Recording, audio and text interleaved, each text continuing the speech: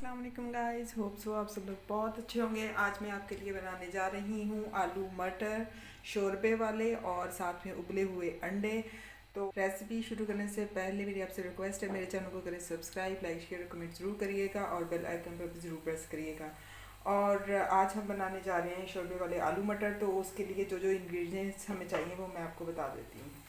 सबसे पहले हमने एक देगची ले ली है, फ्लेम कर दी है मैंने ऑन। और अब मैं इसके अंदर ऐड करूँगी अनियंस, प्याज।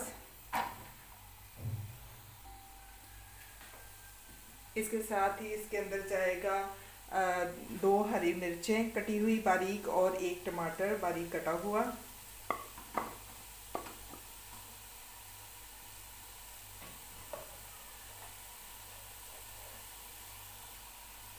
एक चम्मच जाएगा अदरक, 1 चम्मच जाएगा लहसुन पिसा हुआ, 1 जाएगा कड़ी पत्ता इसके अंदर, आधा चम्मच जाएगा नमक,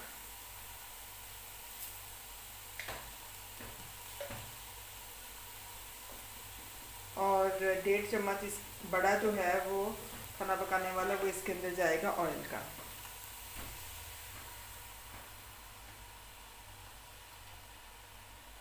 ये ऑयल भी मैंने ऐड कर दिया है। और इसके साथ ही इसके अंदर जाएगा 1 गिलास पानी। अब हम इसको रख देंगे कवर करके पकाने के लिए। जब तक ये सारी चीज़ें गल जाती हैं हम इन्हें 5 या 10 मिनट के लिए मीडियम फ्लेम पर रख देते हैं।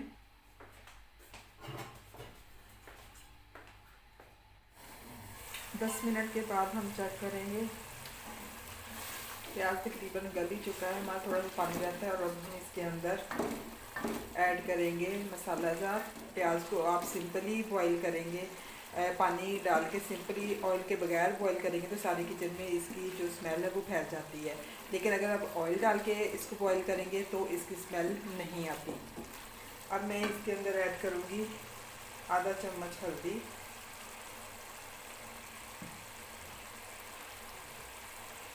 थोड़ी सी रेड चिली,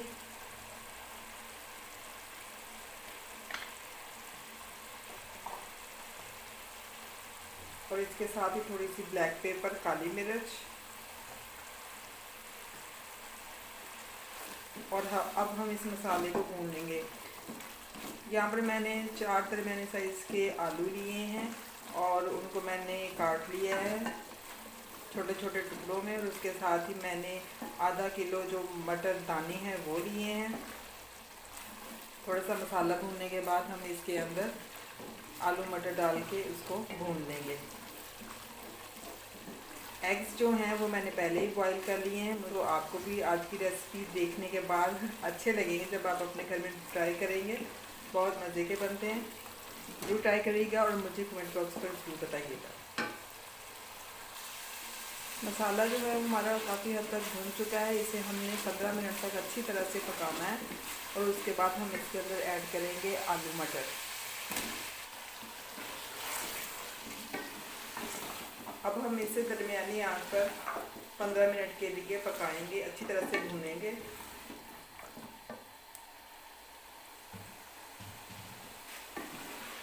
पहले इसे अच्छी तरह से हिलाएं और उसके बाद इसे ढक्कन लगा के 5 मिनट के लिए रख दें। 5 मिनट हो चुके हैं।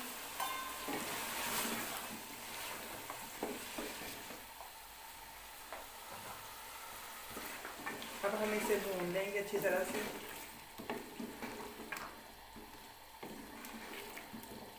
यहाँ पर इसके अंदर हम आधा चम्मच जो सूंड है उसका इस्तेमाल करेंगे। बादी खानों में सूंड का इस्तेमाल लाजमी होता है, उससे जायका भी अच्छा आता है और उनका खानों का बादीपन भी ख़त्म हो जाता है।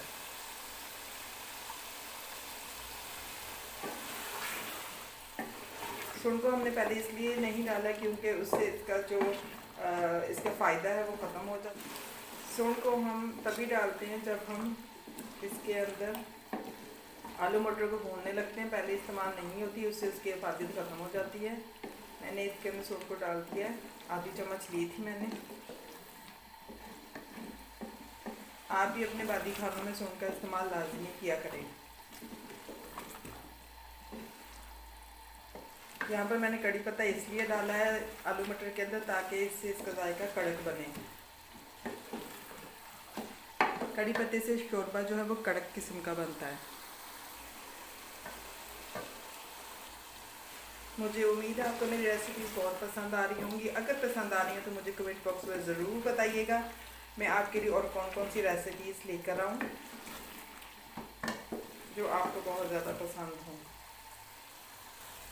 मसाला हमारा भुन चुका है। अब हम इसके अंदर 2 या 3 गिलास पानी के ऐड करेंगे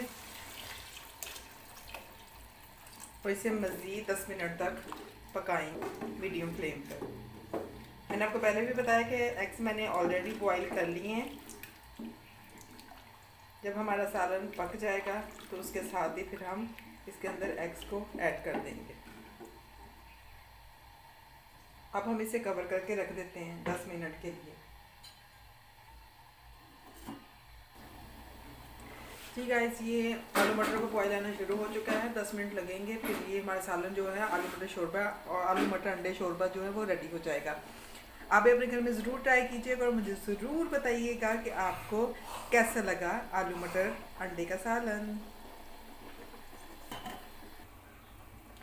ठीक है, 10 मिनट हो चुके हैं और ये सालन हमारा तैयार हो चुका है। अब हम इसके अंदर गरम मसाला मिक्स जो है वो 1 चम्मच हल्का सा ऐड करेंगे और इसे ऑयल आने तक 5 मिनट के लिए हल्की आंच पर ऐसे ही छोड़। ठीक है, हमारा सालन रेडी हो चुका है। अब हम इसे करेंगे डिश आउट। जी गाइस, यहाँ पर हमारे आलू मटर अंडे रेडी हो चुके हैं। कितने मज़े के लग रहे हैं, बहुत ही टेस्टी बने हैं। तो इसके साथ ही मुझे दीजिए इजाज़त। अल्लाह हाफिज़।